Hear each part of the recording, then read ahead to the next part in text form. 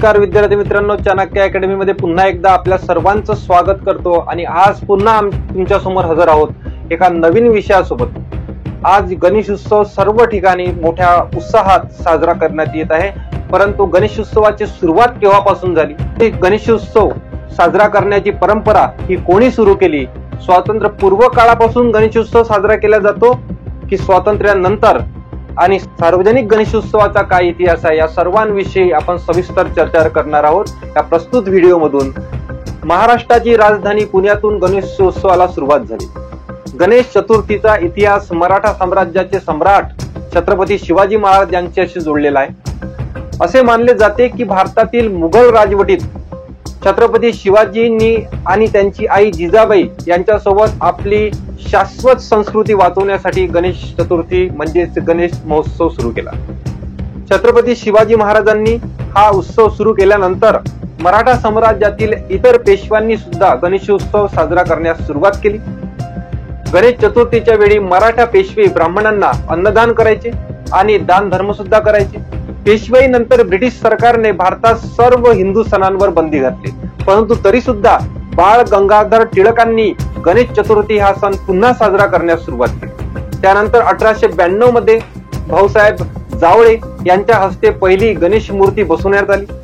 भारतातील स्वातंत्र्य लढ्याबाबत जागरूकता निर्माण करण्यासाठी लोकमान्य टिळकांनी सार्वजनिक गणेशोत्सवाच्या व्यासपीठाचा वापर केला।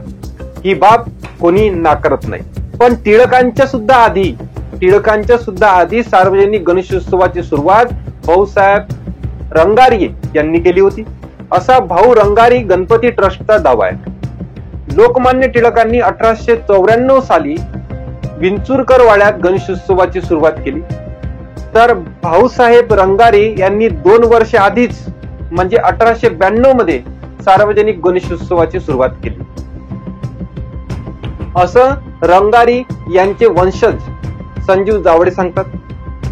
विद्यार्थी मित्रांनो, आपल्या सर्वांना माहिती आहे की इतिहासामध्ये आपल्याला असं पाहायला मिळते की सर्व लोकांना इंग्रजांच्या विरुद्ध एकत्रित करण्यासाठी लोकमान्य टिळकांनी गणेशोत्सवाचा आधार घेऊन लोकांना एकत्रित केलं आणि त्या ठिकाणी इंग्रजांच्या अन्यायकारक धोरणांना वाचा फोडली। परंतु त्यांच्या अगोदर सुद्धा रंगारी यांनी गणेशोत्सवाची सुरुवात केली असा सुद्धा दावा पेश केला जात आहे। पुण्यात सार्वजनिक गणेशोत्सवाची सुरुवात 1893 साली झाली, असं मत इतिहासाचे अभ्यासक मंदार लवाटे यांनी दिलाय। आता गणपती विसर्जनाची सुरुवात कशी झाली ते बघा। असे मानले जाते की गणेश चतुर्थीच्या दिवशी गणपतीची स्थापना केली जाते आणि 10 दिवसांनी त्यांचे विसर्जन केले जाते। अनेकांना हे जाणून घेण्याची उत्सुकता असेल की गणपतीला आणून त्यांची पूजा केल्यानंतर त्यांचे विसर्जन का केले जाते, तर धार्मिक ग्रंथानुसार यामागे एक अतिशय महत्वाची कथा दडलेली आहे। मी अगोदरच स्पष्ट करतो की ही संपूर्ण कथा पौराणिक कथा आहे आणि त्या पौराणिक कथेनुसार महर्षी वेदव्यास यांनी महाभारताची रचना क्रमाने करण्यासाठी गणपतीला प्रार्थना केली होती। गणेश चतुर्थीच्या दिवशीच व्यासजी श्लोकांचे पठण करीत राहिले आणि गणेशजी लिखित स्वरूपात ते लिहत होते। 10 दिवस सतत लिहिल्यानंतर गणेशजींना धुळीचे थर लावले गेले। हा थर स्वच्छ करण्यासाठी श्री गणेशाने चतुर्थीच्या 10व्या दिवशी सरस्वती नदीत स्नान केले होते।